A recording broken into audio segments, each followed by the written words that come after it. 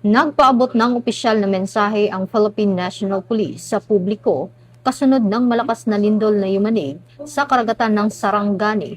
Agad na nakipag-ugnayan ang PNP sa Office of the Civil Defense, National Disaster Risk Reduction and Management Council at mga lokal na pamahalaan upang matiyak ang kaligtasan at seguridad ng mga mamamayan sa mga apektadong lugar. Ayon kay PNP Chief Police General Jose Melencio C. Nartatis Jr., inilagay na sa heightened alert ang mga unit ng kapulisan sa buong Mindanao upang suportahan ang mga evacuation efforts, magbigay ng seguridad sa mga critical na infrastruktura at tumulong sa mga relief operations.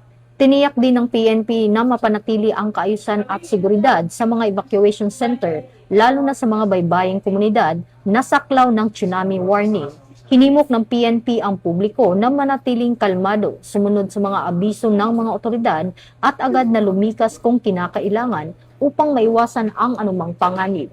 Patuloy namang minomonitor ng kapulisan ang sitwasyon upang matiyak ang mabilis na pagtugon at agarang pagbibigay ng tulong sa mga apektadong komunidad. Muling pinagtibay ng PNP ang buong suporta nito sa mga operasyon sa pagtugon sa kalamidad at mga pangakong pangalagaan ang buhay, kaligtasan at kapakanan ng bawat mamamayan sa gitna ng anumang krisis, alinsunod sa adikaing bagong PNP para sa bagong Pilipinas. Serbisyong mabilis, tapat at nararamdaman.